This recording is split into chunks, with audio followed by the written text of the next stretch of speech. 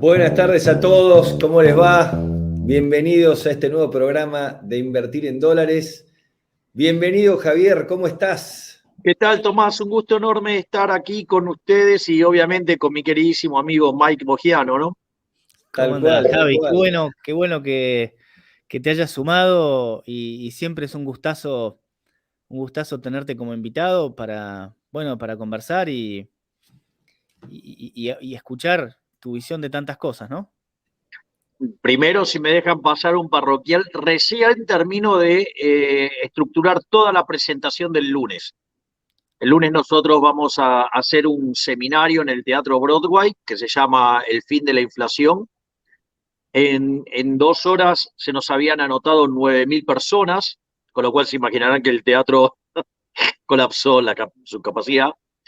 Y básicamente es un seminario donde tiene un bloque de moneda, donde va a estar Alberto Venegas Lynch explicando el caso de que no haya Banco Central, va a estar Cavallo explicando competencia de monedas con Banco Central, que es el caso de Perú, va a estar Federico Sturzenegger ahondando esta idea de hacer una suerte de esquema parecido a la dolarización, pero con el real, digamos, y todo ese debate en términos de independencia del Banco Central y de credibilidad y reputación. Después tenemos un bloque de sistema financiero donde Diana Mondino va a explicar el funcionamiento del sistema financiero bajo los distintos esquemas, el actual, ¿no? El de encaje fraccionario, y después va a estar Héctor Rubini explicando el caso de la banca Simon, y bueno, después cierro yo explicando la dolarización, el debate teórico y básicamente lo que es la instrumentación de dicha medida y obviamente después refutar todas las críticas que se han estado haciendo en el último tiempo cuando apareció la idea, ¿no?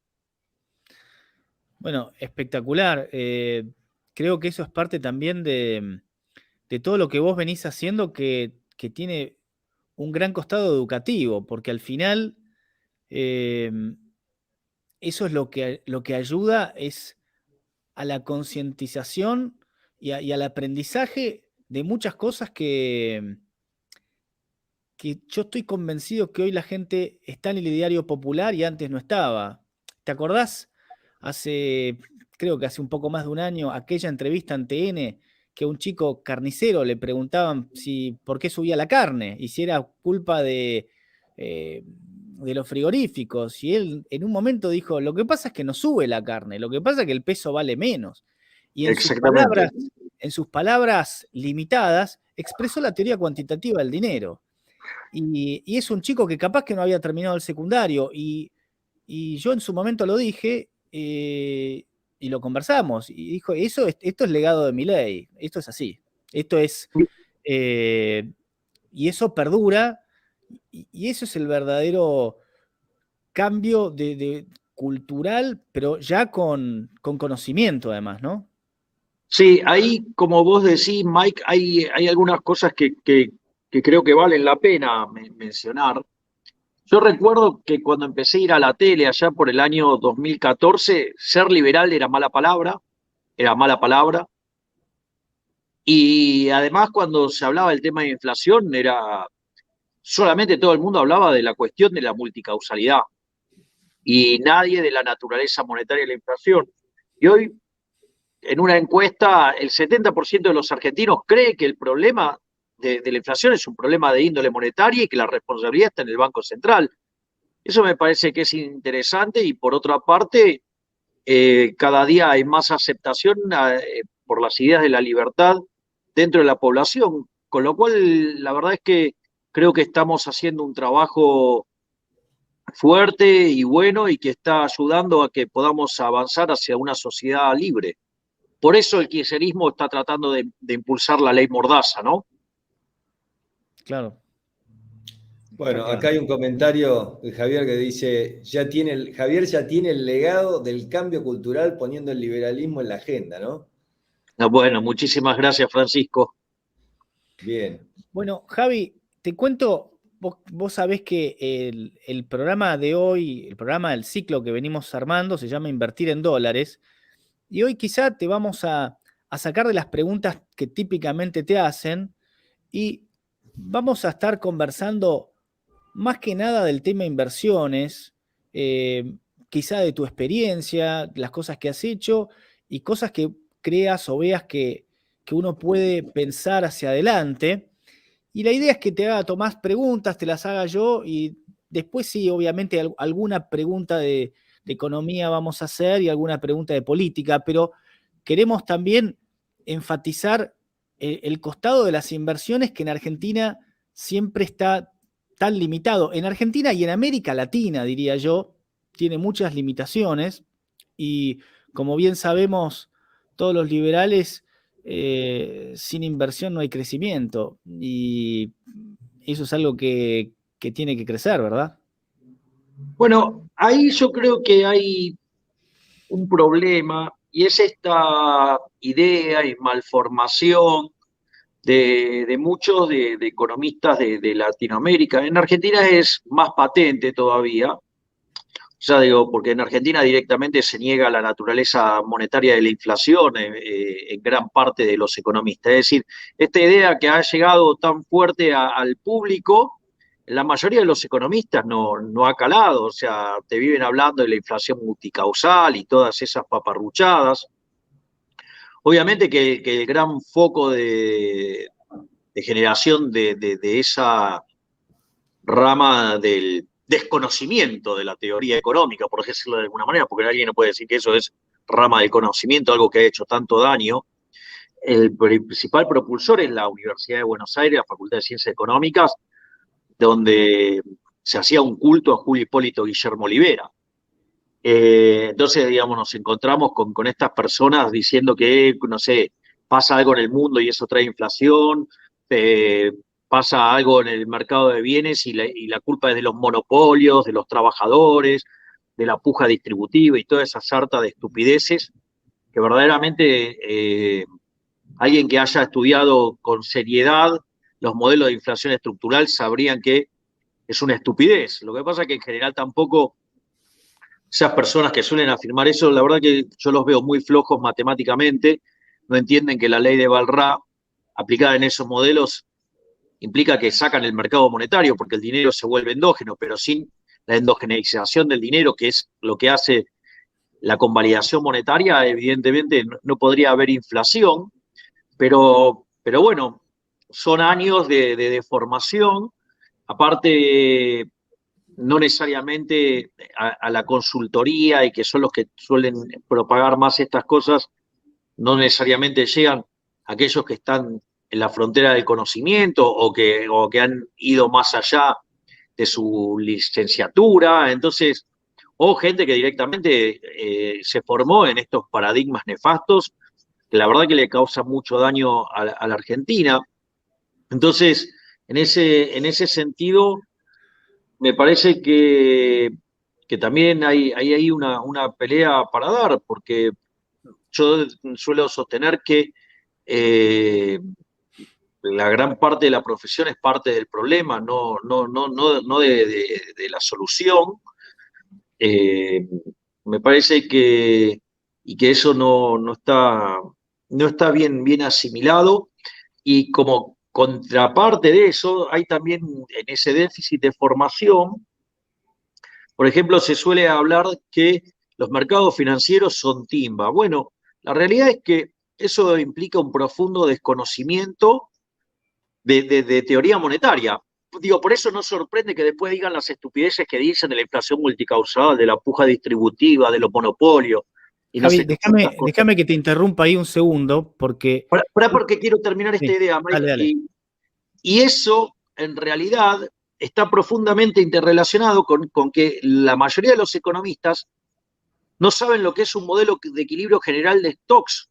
Es decir, no saben lo que es, por ejemplo, bien los temas de hoja de balance, lo aprenden en algún modelito muy simplificado con el problema en algún que otro modelo, pero no van sobre la profundidad. Y la verdad es que si entendieran cómo funciona el balance de una empresa, que ahí también hay otro problema, ¿no? Que es que en la escuela neoclásica, por ejemplo, vos tomás el libro de Bayern Intermedio, que probablemente sea uno de los 3 mejores libros de microeconomía intermedia, Y cuando hace referencia a la firma, hace 4 veces referencia, jamás habla del empresario, de la empresarialidad, digamos, o sea, la trata directamente como una sociedad anónima, o sea, hay, no, y no hay todo un entendimiento de las hojas de balance, que es la contracara de la teoría monetaria en lo que tiene que ver con las empresas y lo que tiene que ver con las finanzas.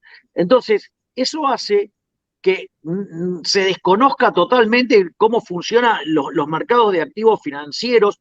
Yo digo, por ejemplo, en la discusión de la dolarización tuve que soportar que alguien diga que no, bueno, porque en realidad si va a ser una banca Simon no se va a financiar capital de trabajo. Yo digo, verdaderamente hay que ser muy estúpido para decir algo así, porque verdaderamente, si vos vas al mercado de capitales, ¿sí? Vos podés tener cualquier tipo de instrumento, o acaso no existen los commercial papers. ¿Me entendés? O sea, entonces lo que digo es el nivel de críticas y el nivel de cosas que uno tiene que soportar, porque digo, los tipos con credencial dicen estupideces porque tienen déficit groseros en la formación de teoría monetaria, es brutal. La contracara de eso es que el mercado de capitales no se desarrolla porque no entienden nada de cómo funciona el mercado de capitales, salvo muy raras excepciones, o sea, de economistas que se hayan dedicado a la teoría monetaria, que se hayan dedicado a los mercados financieros, y entonces tienen una comprensión mucho más profunda de lo que pasa. Eso es mi punto de vista. Déjame ligar con esto, porque justamente como vamos a hablar de inversiones, en la descripción del programa de hoy dejamos un informe con los 7 sitios de finanzas que pueden visitar para aprender de distintas cosas. Pueden descargar ahí el informe, es gratuito, haciendo clic en el link. Y quiero ir directamente Puedo pasar cuáles son los libros que a mí más me sirvieron en sí, mi formación financiera. Sí, el informe que armamos es de sitios de internet, porque es el que estamos compartiendo hoy. Y yo te quería preguntar, Javi, casi como para hacer más ping-pong, ¿no? ¿Vos te acordás, por ejemplo, o tenés alguna anécdota de tu primera inversión, sea la que sea que hayas hecho en tu vida? ¿Qué nos podés contar de eso? No, yo lo que me acuerdo es, y me lo acuerdo bien patente, que fue cuando hice mi primer modelo financiero. O sea, yo había terminado mi maestría en el IDES. Tuve la suerte de que uno de mis profesores, digamos, que además después nos hicimos amigos y que en paz descanse, mi queridísimo amigo Javier Fickman. Yo a Javier lo tuve de profesor de microeconomía y además él me metió en esto de hacer finanzas. Yo a raíz de la formación que tenía en términos de que por el diseño del programa que yo hice de la licenciatura en economía, tenía muchas materias de contabilidad, y eso la verdad que fue un elemento muy, muy importante para, para poder resolver los marcos de consistencia para hacer evaluaciones financieras, para hacer evaluación de empresas. Recuerdo que la primera empresa que evalué fue CAPEX. Pero para evaluar CAPEX, bueno, primero yo ya tenía una experiencia de varios años de dar clases de microeconomía. Yo empecé a dar clases de microeconomía a los 20 años. Le daba clases a mis compañeros, o sea, y después, o sea, le fui dando a generaciones que venían atrás. Y una de las cosas que yo hacía siempre era ligar el análisis micro con la evaluación de empresas. Y ahí, cuando, en ese contexto, yo ahí estudio mis primeros libros de finanzas, estudio el de Copland y Weston, uno que se llama Finanzas en Administración y otro en inglés que se llama Corporate Finance, que son 2 libros muy, muy buenos. El primero está en español, el segundo está en inglés. Son 2 libros muy, muy buenos para empezar a entender el problema de las finanzas. Ahí descubro que muchas de las herramientas con las que yo trabajaba ya las conocía, las había estudiado en otras partes de la materia, de la carrera, quiero decir. No solo eso, sino que además estudié el libro de Copland, el de McKinsey, ¿no? El Valuation, y después estudié el de Amodarán, con lo cual ahí aprendí un montón de finanzas. O sea, lo que estoy mencionando es, fíjense que me leí 4 libros, más toda la formación precedente que tenía de micro, para poder resolver una evaluación. Ahí yo desarrollé los marcos de consistencia para poder hacer bien las evaluaciones, para que el flujo de esos fondos no fuera cualquier cosa. Y ahí hice mi primera evaluación. Y de hecho, una de las cosas que derivaron de todo esto, porque yo después, bueno, seguí estudiando finanzas, o sea, me seguí perfeccionando. De hecho, entré a trabajar como analista de acciones en James Capel, que era la casa de bolsa de HSBC. Después HSBC no solo se compró a James Capel, sino que además se compró al Banco Roberts. Entonces ahí pasó a ser HSBC Banco Roberts, después pasó a ser HSBC Argentina y después ahí HSBC. Ahí yo trabajaba como analista de acciones, fui cubriendo distintos sectores. Ahí también aprendí mucho de todo lo que tenía que ver con bonos con Fabián Abadie. Y también en esa época empezaron a aparece el libro de Dixit y Pindick, digo, que es lo que da el puntapié a toda la parte de Real Options. Y como además con Fabián y con Javier dábamos clases en la maestría de política económica de la UBA, dábamos finanzas 1 y 2. Bueno, yo básicamente daba los modelos de evaluación, daba finanzas en modelos de equilibrio general, mercado de capitales, digamos. Fabián daba toda la parte de bonos y de opciones, donde ahí también estudié los 2 libros de Huell, ¿no? O sea, el introductorio y el más complejo, y después también me estudié los libros de Real Options. Hay uno que está hecho por profesores de la UBA que es buenísimo, que además viene con el programita y te lo permite resolver, o sea, ese es muy bueno. Y también hay un libro muy bueno de Real Options de Copland, y es más, el Valuation, ya en la tercera edición, es muy interesante cuando uno llega a la parte de Real Options, porque dice, mire, la verdad que el método para evaluar una empresa correctamente es este, pero dice, el problema es que todo el mundo usa flujo de fondos.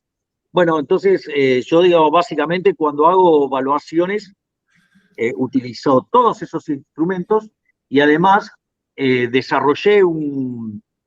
un desarrollo de la Q de Tobin para evaluar empresas, porque cuando yo en el medio, digo, mi experiencia laboral fue pasando por otro lado, fui y trabajé en Máxima FJP, y de ahí, por ejemplo, terminé siendo el administrador del portafolio en el 2002, con unos resultados súper exitosos, a pesar de la crisis. O sea, les diría que en la segunda parte del 2002, ¿no? Después, bueno, tuve la suerte de ser economista coordinador, o sea, economista jefe del estudio Broda, y bueno, y después, o sea, estuve haciendo toda una serie de trabajos con regulación, donde utilizaba, básicamente lo que desarrollé fue un marco de consistencia para evaluar empresas y ligarlos a la regulación económica, o sea, todo lo que se llama la regulación de la base capital. Ahí también tuve la suerte de conocer tipos verdaderamente formidables, como Martín Rodríguez Pardina, o como el caso de Carlos Winograd. Bueno, y así defendía, o sea, fui parte de los equipos que defendieron a la Argentina en el CIADI, y en los 5 casos en los cuales me tocó participar, pese a que sabíamos que Argentina iba a perder por los desastres que había hecho, el juez siempre falló un número muy en línea del que yo había estimado, así y del otro lado no es que había un chico menor, sino que estaba Pablo Spiller, ¿no? Digamos, un uruguayo, graduado en la Universidad de Chicago, profesor en Berkeley, y además, no sé si lo sigue siendo o no, digamos, era el editor del Journal of Economic Regulation. Así es que, y eso fue lo que me permitió y me dio lugar a entrar a trabajar en Corporación América, el grupo de Urnequian, y después ahí, digo, estuve por lo menos, no sé, cerca de 15 años. Bueno, Javi, ahí puedo contar, y ahí desarrollé la Q de Tobin para evaluación de empresas. y cuando juntaste algún ahorro, ¿cómo decidiste invertirlo? ¿En qué has invertido a lo largo de la vida? ¿En acciones, en bonos, en inversiones inmobiliarias? ¿Cómo lo has hecho? Mira, yo, o sea, no voy a hablar de mis finanzas personales, pero sí Ok, puedo hablar de las cosas que yo he hecho sí, como portfolio manager, ¿sí? O sea, como portfolio manager, o sea, hubo momentos, o sea, hay momentos en los cuales yo decido participar del mercado y hay momentos en los que yo no decido, o sea, yo no participo en el mercado. O sea, ujú, yo suelo participar en el mercado en momentos de fuertes desequilibrios. Es decir, donde la lógica macroeconómica está más allá de una estrategia de portafolio en general. Por ejemplo, yo cuando entré a que renuncie al portfolio manager de acciones de Máxima FJP y como yo era el que armaba y construía todas las valuaciones, me quedo yo haciendo eso, básicamente, por ejemplo, yo lo que decía era lo siguiente, mirá, vos las acciones en realidad no las comprabas como una forma de invertir en acciones, en realidad las utilizabas como una forma de cubrirte de la pérdida de valor del peso. ok, Entonces, por ejemplo, aquellos sectores que, y dado la reacción, el overshooting, algo que pasa siempre con el tipo de cambio, pues parecen que algunos idiotas, en especial, digamos, concentrados en el lado de los K, ¿no? Esos mismos imbéciles que decían que el tipo de cambio está en 100 y ahora dicen, no, bueno, pero vos dijiste que iba a estar a 400, ahora está a 280. Digo, lo primero es que, digo, yo nunca digo un precio.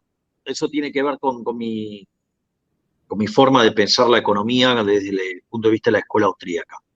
Pero al margen de que yo nunca diga un precio, y ahí dejé en evidencia también que Moritán es un chanta, porque digo, para explicar ese modelo, digamos, 400 pesos, yo digo, le pedí que especifique el modelo de equilibrio general intertemporal, digamos que, y además todos los supuestos como para que él haya determinado ese dólar de 400 pesos, porque digo, o sea, claro, digo, con esta política monetaria en algún momento va a llegar, pero eso no quiere decir que tenga razón, o sea, es un error tipo 2 tener la razón por los modelos, por los errores, digo, por el motivo equivocado, que es lo mismo que ir y tirarse un pleno a una ruleta, qué sé yo, digo, sí, ahora vos ganaste y digo, eso no quiere decir que seas el campeón digo, no sé, de ir a jugar a la ruleta.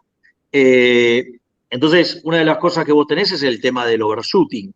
Y eso, Dios, aparece siempre, ese fenómeno aparece siempre. Y además tenés todo el mercado regulado, con lo cual, digamos, o sea, no tenés ni forma, o sea, no hay forma de hacer el cómputo del vector de precios de equilibrio de la economía, eso el que mejor lo explica es Hayek, digo, en su obra La fatal arrogancia está claro, o digamos en el paper El uso del conocimiento en la sociedad, explica cómo funciona el sistema de precios. Si Moritano hubiera leído ese artículo, jamás hubiera dicho la estupidez que dijo después. Pero al margen de eso, Javi, para aquellos que, digamos, o sea, hayan estudiado macroeconomía y economías abiertas, hay un paper de Dorbush del año 76 que explica el tema del overshooting. Bueno, cuando vos capturás el problema del overshooting, ¿sí? Una de las cosas que vos sabés es que los precios en dólares van a subir. Y entonces, básicamente, ese fue el esquema de cobertura que yo utilicé, digamos, de cuáles son los que iban a tener el mayor impacto inflacionario reflejado en los balances, y eso iba a hacer que suban brutalmente, y a pesar de que nosotros en Máxima FJP no éramos el jugador más grande, aún así, en términos de retorno, los reventamos a todos. Y eso también, por ejemplo, yo lo usé con mucho éxito cuando fue la crisis subprime. Es decir, cada vez que aparece una crisis, yo suelo ingresar a dar recomendaciones y hacer este tipo de cosas, porque básicamente hay dos formas de hacer este análisis, que es el top-down, o sea, desde arriba hacia abajo, que es, yo lo que hago es mirar el equilibrio macroeconómico y de ahí elijo los activos financieros que se van a mapear mejor con la macroeconomía que viene. Y hay otro análisis que es bottom-up. Y la verdad que, digo, eso me parece de una complejidad enorme y, digamos, una tarea muy difícil de llevar a cabo. Por eso, digamos, yo suelo entrar al mercado solamente en momentos de crisis, porque eso lo que hace es que lo que va a determinar el movimiento principal de los activos es la macroeconomía y no, digamos, el activo en particular. Entonces vos lo que tenés que hacer es apostar a sectores. Entonces, por ejemplo, yo durante la crisis, en la salida, digamos, durante la crisis de la subprime y la salida, por ejemplo, yo invertía en S&P, pero los NTF, ¿no? Digamos, o sea, multiplicando por 2, multiplicando por 3, ¿sí? Bueno, y los que sabía que iban para atrás, o sea, digo, me vendía, o sea, eran estrategias muy agresivas, pero en realidad lo que te hacía ganar no es, digamos, ninguna genialidad, sino que era ser un buen portfolio manager de top-down. Es decir, en el fondo, por eso, digo, vivía estudiando las declaraciones y cada uno de los discursos que iban haciendo los distintos miembros del Comité de Política Monetaria de la Reserva Federal. Bueno, y en eso, digamos, he sido exitoso, por decirlo de alguna manera, y luego de eso, cuando se estabiliza la economía, yo salgo porque ahí tenés que empezar a mirar cuestiones de los sectores, y dentro de los sectores tenés que empezar a hacer el picking de las empresas, ¿viste? O sea, y eso es un laburo descomunal, y no estoy dispuesto a hacerlo, y nada, o sea, no hay guita que me lo pague, por decirlo. Claro. ¿Vos, Tomás, querías preguntarle algo? Sí, no, muy interesante eso que contaste, Javi. Y yendo un poco acá, viniendo para Argentina, ¿qué ves más interesante con todo tu conocimiento? ¿Plazo fijo, hacer carry, o estar en dólares? Mirá, Para un acá inversor. hay dos problemas que generan una... O sea, porque en el fondo vos, la realidad es que lo que me estás haciendo es una pregunta sobre el tipo de cambio real. Pues en el fondo, digo, vos lo que me estás preguntando es sobre el tipo de cambio real. Entonces, cuando vos mirás la serie histórica, uno tiene la sensación que el tipo de cambio real está en la estratosfera. Es decir, eso es lo que, digamos, o sea, el market consensus. ¿Esto qué quiere decir? Que entonces, en principio, desde el punto de vista de esa lógica, vos tendrías que estar posicionado en activos en pesos que ajusten por inflación, por decirlo de alguna manera. Ahora, el problema con eso es que el análisis del tipo de cambio real que hacen el 99% de los economistas está mal. Ese es el problema. Porque, digo, esto a mí me pasó en un programa con un economista. El economista estaba en un programa que estaba terminando y yo estaba entrando en otro. Y como lo fui a saludar a ese economista, entonces el conductor dijo, bueno, entonces los puedo poner a los dos en vivo. Y entonces ese economista dijo, no, en 200 pesos el tipo de cambio es recontra carísimo. O sea, y alegaba que el precio, que digamos, o sea, tenía que estar mucho más abajo. Y el problema es que yo lo que le dije, mirá, el tipo de cambio real, hay infinitos tipos de cambio, hay infinitas combinaciones de tipo de cambio y nivel de precios que te dan ese mismo tipo de cambio real. Por lo tanto, si vos, ¿cómo vas a hablar sobre el tipo de cambio si no conocés la escala nominal de la economía? Es decir, para poder determinar el nivel de precios. Y cuando vos mirás el nivel de desequilibrio monstruoso que tenés en el plano monetario, no podés determinar el nivel de precios. Por lo tanto, digamos, no es lo mismo cuál va a ser tu tipo de cambio si la inflación es como se esperaba en ese momento. Y decían, no, Guzmán la va a poder meter en 33. Y yo decía, miren, tal como vienen las cosas, no creo que baje de 80, sí, hoy ya está viajando al 90, pero era una cuestión solamente de mirar los números como venían. Entonces digo, ¿de qué escala nominal me hablas? Si además no tenés ni idea de lo que va a pasar con la demanda de dinero. Es decir, entonces todos esos análisis en realidad están mal, porque ¿qué es lo que pasa? Porque vos podés decir, bueno, listo, yo parado acá. O sea, hay un artículo mío que explica, digamos, cuando los economistas son parte del problema, y explico todos los errores que tiene ese análisis, que no viene ahora porque tendríamos que estar media hora hablando de la macroeconomía y el tipo de cambio. Pero al margen de eso, el problema es que cuando a vos te estalle la crisis, con el nivel de desequilibrio monetario, aun cuando vos te vayas a un tipo de cambio real más bajo, si vos te quedaste en pesos te mataron. Porque además hay que recordar que los instrumentos que indexan la inflación, el gobierno actual, cuando estuvo antes, ya los defaultió, que fue cuando mintió sobre la inflación. Y son tan caraduras la oposición, no el opositor, porque acá el único opositor es La Libertad Avanza. Es interesante esto, porque en rigor, la verdad es que vos, a ver, fíjate que cuando estuvo Juntos por el Cargo en el poder, lo primero que hizo fue que decir, por ejemplo, Guillermo Moreno debería estar, digamos, o sea, sancionado por esto. Digo, la justicia lo debería haber determinado culpable. Y sin embargo, ¿qué hizo la justicia? Lo determinó que es inocente. ¿Y eso lo hizo con qué? Con la complicidad de Prat Guy. ¿Sabes por qué? Para no garpar todo el ajuste que no se hizo de la deuda. Entonces, todo lo de Juntos por el Cargo, que lo putean a Moreno, lo putean, ¿por qué no le reclaman a Prat Guy que cuando asumió y tenía que reconocer que Moreno mentía sobre la inflación, el chanta de Prat Guy, para que no se le complicara la toma de deuda a él y a su amigo el Toto Caputo, entonces eso no. Bueno, no pasó, listo. Y lo jodiste a todos.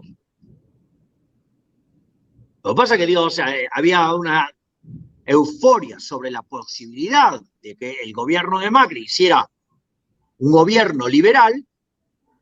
O sea, nadie contó en los planes que iba a aparecer un imbécil como Marcos Peña de tratar de impulsar el socialismo de buenos modales, él y Durán Barba, ¿no? Entonces, digo que dicho sea de paso, esto fue muy interesante porque Cavallo lo alertó, dijo que él había estado en Ecuador y en simultáneo había estado Durán Barba, y el político que decidió hacerle caso a Durán Barba y le fue para el traste, y bueno, después todos los despioles que tuvieron. O sea que Durán Barba y su discípulo directo, que es Marcos Peña, tienen experiencia ganada en destruir países con la implementación del socialismo. O sea, son muy buenos para ganar elecciones, para mentirle a la gente, para engañar a la gente, para meterle un mensaje a la gente que es mentira, y después, o sea, bueno, cuando gobiernan, tomá, anda a buscarlo. Total, ya está en el poder. Entonces... Javi, creo que con lo que estás contando, a mí me parece buenísima la respuesta. Yo creo entonces que, a ver si te gusta la síntesis. Yo jamás un instrumento emitido por el gobierno argentino. Argentina es un defaulteador serial. Argentina hoy le gana a Ecuador. O sea, a ver, vamos a ponerlo en blanco y negro. Así como defaulteó Prat Guy, al no reconocer el ser, mentido por Moreno, también defaulteó la CUNSA con la chantada esa de el reperfilamiento. ¿Y a quién empomó? A los tenedores de bonos.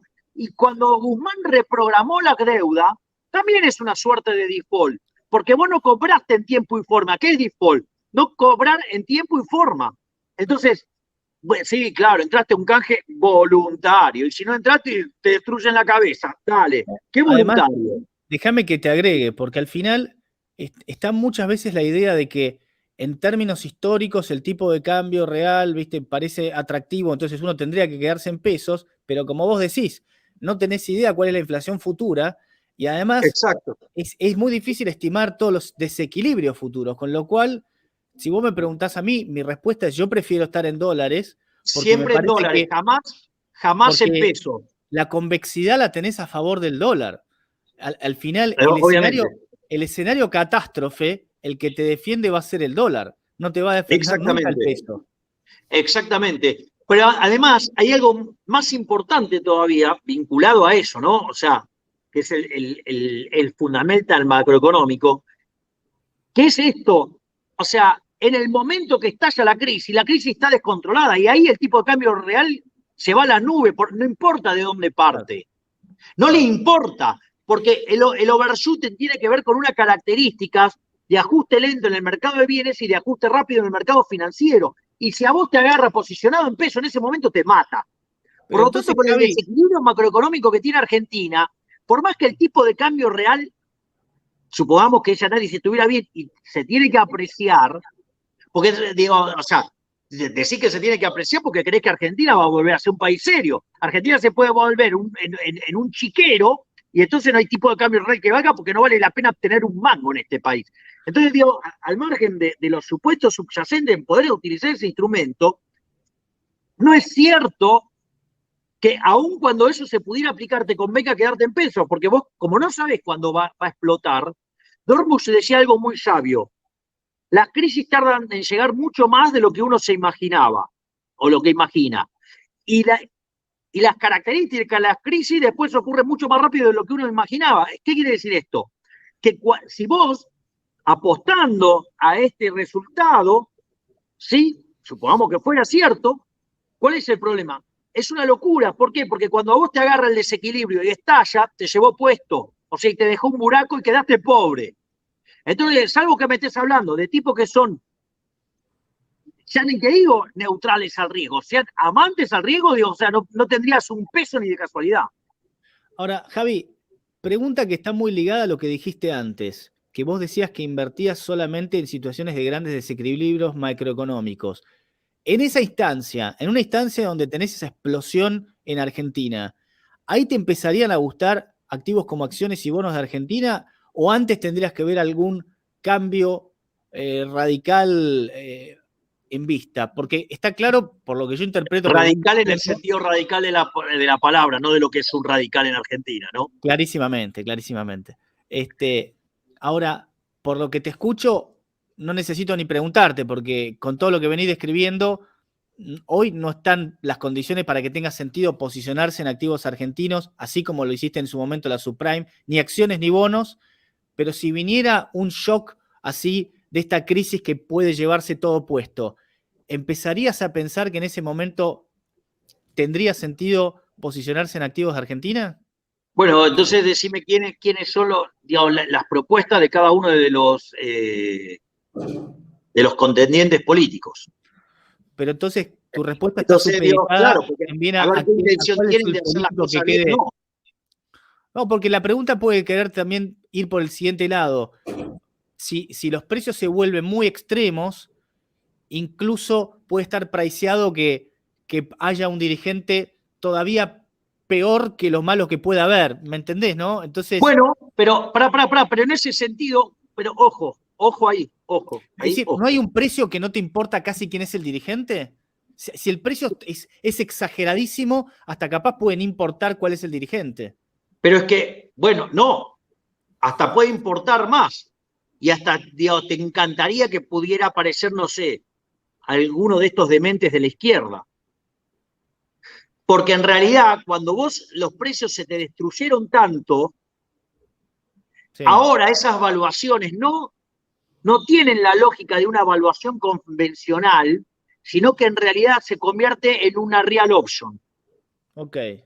Es decir, en ese desastre macroeconómico que estás describiendo, sí, que técnicamente están todos quebrados, está toda la economía quebrada, y ahora dado el quilombo que tiene Argentina, ¿no? O sea, el tema social, el tema monetario, el tema, digamos, del desequilibrio de dinero, digamos, del desequilibrio del sector externo, digo, toda esa configuración de macro que apunta a que tengamos la peor crisis de la historia, combinando la del 75, la del 89 y la del 2001.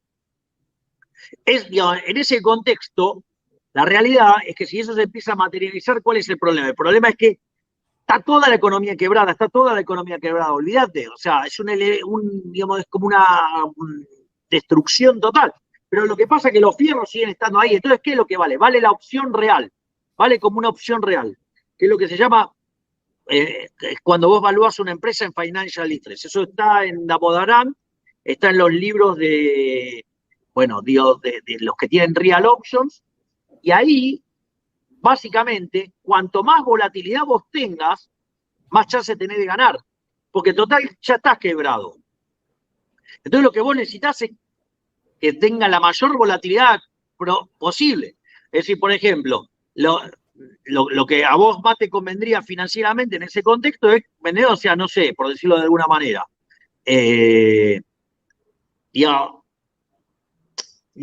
Ya ni siquiera un liberal libertario como mi caso, te serviría tener, no sé, alguien bien de extrema derecha contra, no sé, no sé, Bregman o Del Caño, digamos, cosas así estrafalariamente de izquierda. O sea, casi que te diría que Grabois es un moderado al lado de eso. Y a los efectos de la volatilidad, para que tengas un rebote salvaje, digo, cuanto más se te abra el abanico, más todavía, mejor. Ok. Clarísimo. Okay. Pero digo, estás invirtiendo en una opción real, ¿no? Ya, digo, o sea, no tiene la lógica del otro lado, ¿no? O sea, no es que ahora no estás mirando un flujo, no, ahora no te importa nada, ahora me voy a timbiar, ahora sí me voy a timbiar en serio, porque en realidad está toda la economía quebrada. ¿Cómo?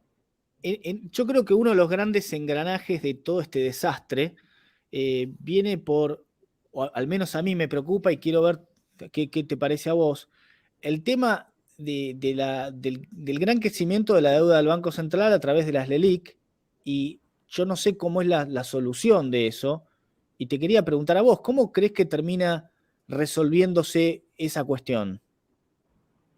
Mira, a ver, esta discusión se dio muy fuertemente cuando Federico Sturzenegger era el presidente del Banco Central, que aún hoy sigo sosteniendo que fue el mejor presidente del Banco Central que tuvimos en toda la historia. Y no solo eso, sino que además su equipo fue el mejor equipo que yo he visto en mi vida. Y lo que yo digo es que si no lo pudo lograr ese equipo, no lo puede lograr nadie. Así te lo digo. Ahora, y ahí entonces había una discusión que en el fondo lo que estaba detrás era esto que se llama la desagradable aritmética monetarista, o sea, Sargent y Wallace. Entonces, claro, si vos estás financiando el déficit fiscal, lo financiás con emisión monetaria y lo retirás con deuda en el Banco Central, ¿qué es lo que pasa? Pero si vos no arreglás la cuestión fiscal, entonces el déficit crece, digamos, vos generás un efecto bola de nieve y termina siendo más inflacionario que antes, porque no solo estás pagando lo que emitiste para financiar el fisco, sino además los intereses que le cargaste sobre el instrumento de esterilización. Digo, esa es la lógica. Ahora, ese análisis está mal, ¿sí? Digamos, porque vos, o sea, digo, yo entiendo, digo, que la facilidad a veces de resolver determinadas ecuaciones diferenciales, pero es una pelotudez del tamaño de una casa, discúlpame, porque si vos tenés, porque en realidad el resultado es que vos tenés déficit fiscal permanente. ¿Me comprendés? Entonces, digo, y sí, digo, o sea, si vos también, ¿sabes qué? Podés agarrar y suponer que la ley de la gravedad no aplica y tirate de un piso 50. Y después cuando quedes, digamos, o sea, estrolado contra el piso, quedes más chato que un huevo frito, ¿sí? Y tengas que ir a verle la cara de barba y decirle, che, digamos, ¿cómo? Digamos, si yo supuse que la ley de la gravedad no existía, te voy a decir, boludo. Digo, eso digo, no aplica en el planeta Tierra. Bueno, esto es igual. Esto es igual. Entonces, digo, primer punto, o sea, es un análisis donde vos tomás la variable clave, la dejaste exógena y la extrapolás hacia adelante como si nada. Digo, es una estupidez. Primer punto. Por lo tanto, decíamos, la lógica es, ¿qué va a pasar con el déficit fiscal? Y después hay un problema, digamos, que entonces vos ahora tenés que ampliar el modelo tiene que tener una intertemporalidad, ahora lo tenés que ligar con lo que vos vas a hacer con la política fiscal, si vos vas a cumplir con la condición de solvencia intertemporal, es decir, la condición de transversalidad, entonces ahí vos empezás a tallar otro tipo de problema. Entonces, y cuando vos tenés ese problema, ahora también tenés un problema de una elección en términos de política. Porque vos vas a tener que elegir, digamos, qué hacer con la inflación, si la preferís tener toda hoy, si la preferís tener toda mañana, cómo elegís eso, ¿entendés? Porque quizás electoralmente te sirve agarrar, tirarlo para adelante y te quedás con menos inflación hoy porque emitís menos. Digo, y ni que hablar si después le metés los problemas, los rezagos de la política monetaria, tiene un montón de problemas. Entonces, me parece que toda esa discusión, el único que digamos, o sea, digo, en ese momento la planteaba bien era Federico Sturzenegger. Él además había incorporado algunos elementos, digamos, que había desarrollado Uribe, y yo, digamos, además metí otros elementos más y te permitía explicar esto. Ahora, la realidad es que el problema digamos, de la LELIX es porque estás esterilizando dinero que surgió como consecuencia de déficit fiscales financiados con emisión monetaria, porque Argentina es un insolvente que no puede colocar deuda y que además se niega a hacer el ajuste fiscal, y que cuando intenta hacer el ajuste fiscal se lo quiere hacer el sector privado y no los parásitos del sector público. Nada de eso es viable. Déjame ver si entendí. Está claro que el problema de Sturzenegger en órdenes de magnitud era más chico que el que tiene el Banco Central hoy, pero vos decís que el problema en realidad no sería tan grave si vos tuvieras la capacidad de dar otras señales y de conseguir financiamiento. ¿Lo entendí bien? Claro, suponete que viene, o sea, que viene, no sé, que mañana viene alguien y aplica el plan motosierra. Y entonces ahí tendrías de vuelta un aumento de la demanda de dinero y el Sí, problema, obvio, claro. Y el problema de las LELIC no sería tan grave. Lo que vas a tener es que, digamos, el propio aumento de la demanda de dinero te permite desesterilizar para abastecer esa demanda de dinero, y ahí se determina el problema. O sea, el problema de las LELIC es un problema cuando vos no tenés credibilidad y tenés un colapso de la demanda de dinero, básicamente. Bueno, ahí tenés un problema adicional, es decir, tenés un problema, digamos, de inconsistencia macroeconómica primero. O sea, porque hablar de credibilidad, digamos, de reputación está buenísimo, pero para tener credibilidad tenés que tener reputación y tener que tener consistencia macroeconómica. Ahora, si vos no tenés reputación, además no tenés consistencia macroeconómica, digo, en realidad el problema no es tanto las LELIC, sino toda la maquinaria y que no tiene reputación el gobierno. Exacto, ese es el problema. No es tanto el problema de la composición, porque además justamente vos tenés que componer a esta tasa altísima, porque tenés la inflación altísima, que te hace todo peor porque estás en una situación desastrosa. Ahora, exacto. También es cierto que si te mantenés en esta situación desastrosa y no lo podés resolver, las LELIC te puede terminar dando un golpazo terrible. No, bueno, pero a ver, Mike, de vuelta, pero eso lo que va a hacer es que el estallido inflacionario sea más alto. Pero el problema no es per se la LELIC. Ok. El problema es que toda la macroeconomía está podrida como consecuencia de un conjunto de chorros, que son los políticos argentinos, que no quieren ceder sus privilegios de casta. Esa es la realidad. Entonces, sí, digamos, o sea, el engendro monetario que se aparece como respuesta a un conjunto de políticos delincuentes que no quieren ir sobre sus privilegios de casta. Entonces, digamos, o sea, es poner el foco en el lugar incorrecto. Es decir, digo, es como que, no sé, hay algo que me está midiendo la fiebre y me enojo con el termómetro. Claro, es decir, vos el mecanismo de esterilización no es necesariamente malo. Lo que pasa es que funciona pésimamente mal por lo que vos te estás teniendo.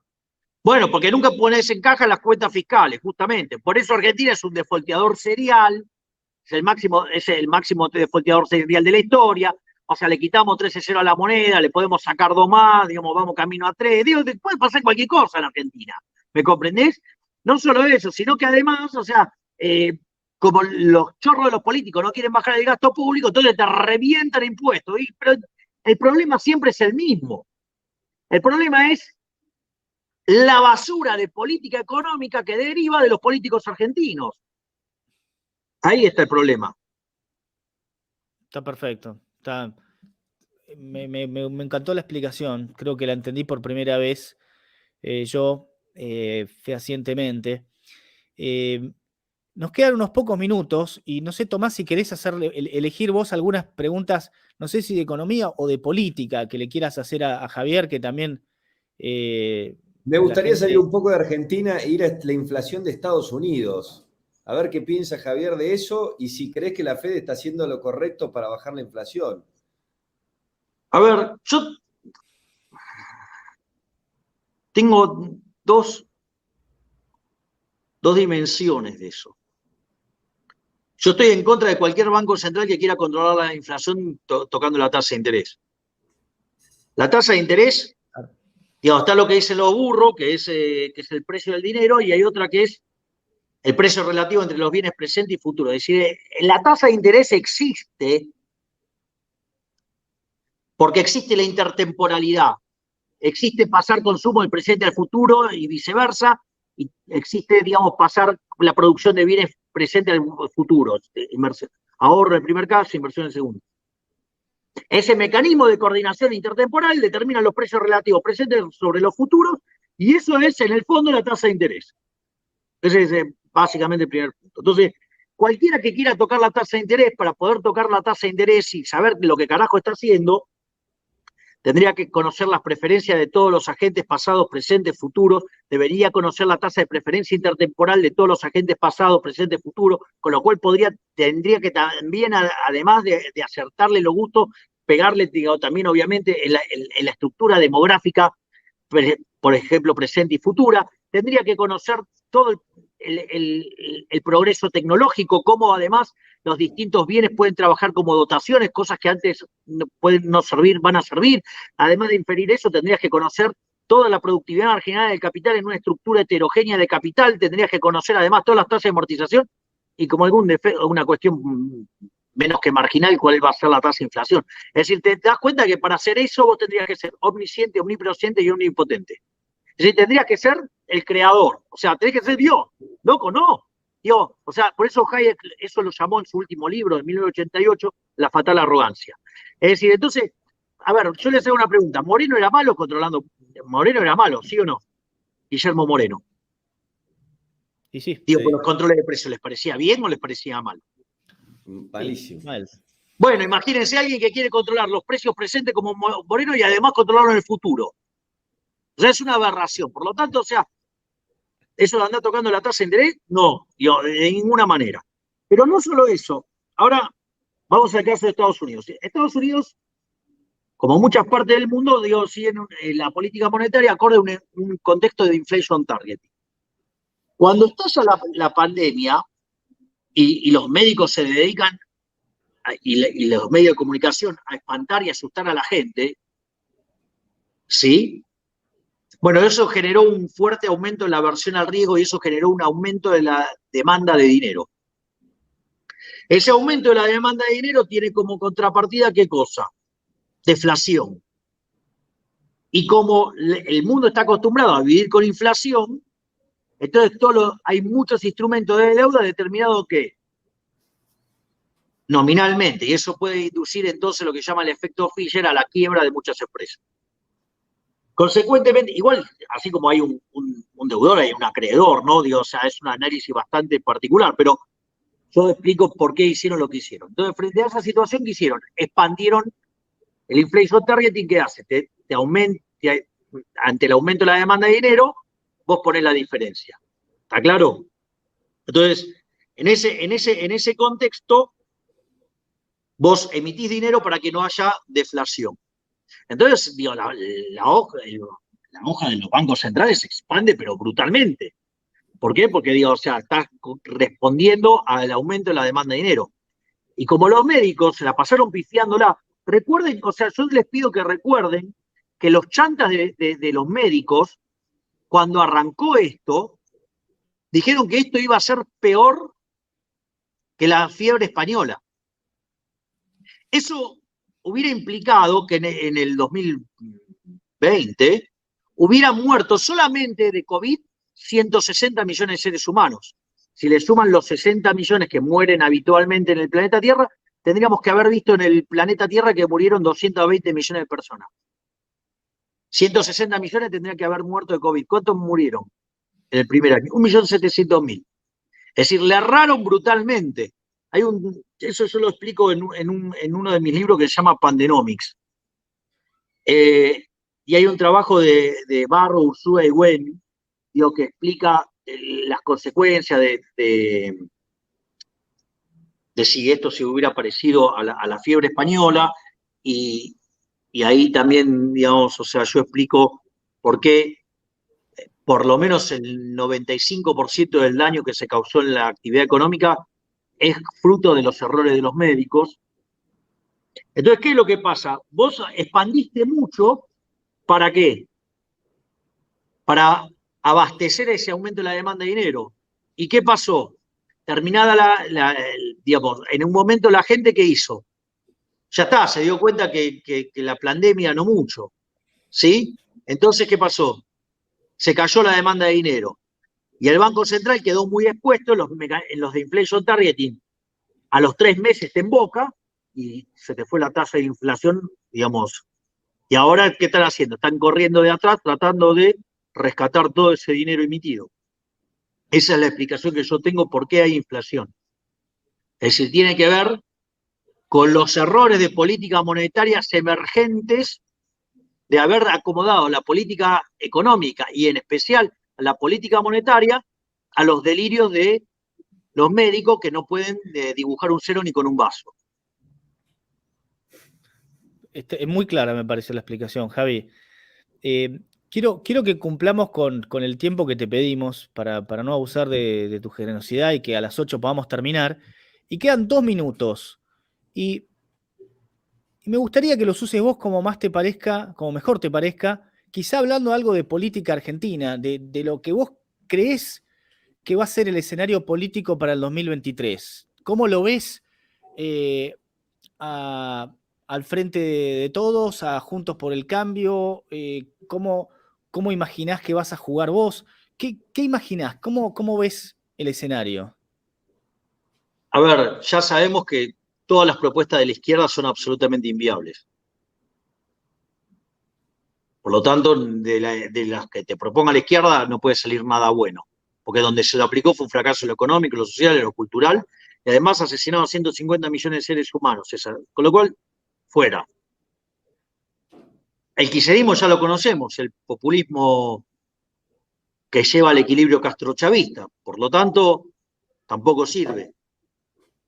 Después, lo que tiene que ver con Juntos por el Cambio, el único que esbozó algo fue el Fideo Berreta, que agarró y viajó a Israel. La verdad que a mí me sorprende que haya tenido que viajar a Israel para conocer las lógicas de un programa de estabilización que está en los libros. No solo que está en los libros, sino que además Argentina lo tuvo el mismo plan.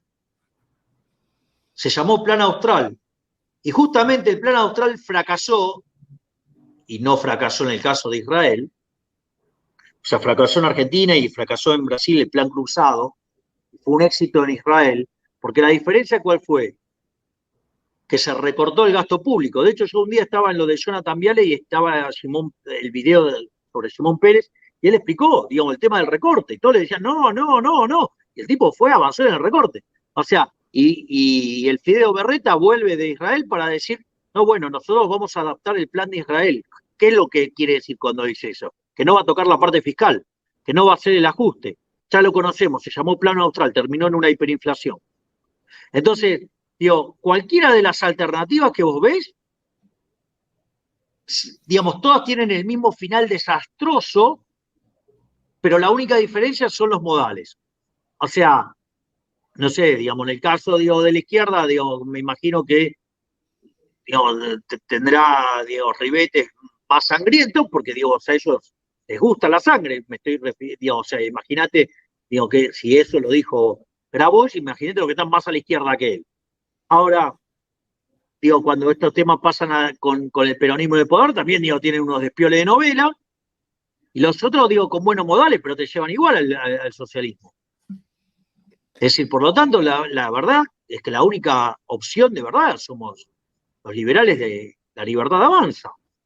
El resto, digo, tienen todas propuestas que han fracasado en todos lados. O sea, y muchas de ellas han fracasado en Argentina. Entonces, no sé qué quieren hacer.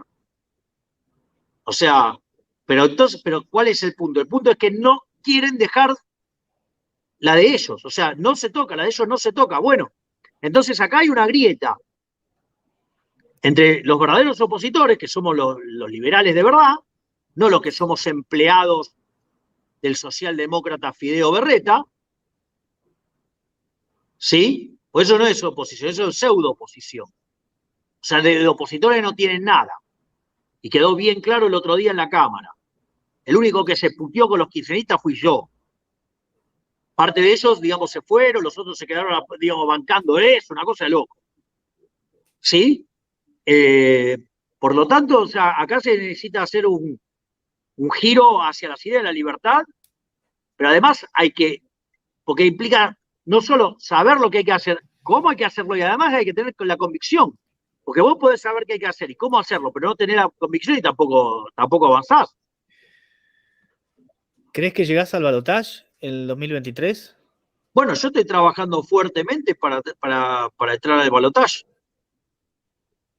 O sea, si entro en el balotaje, digamos, está todo dado para que ganemos. Y tendríamos una solución liberal después de muchísimos años.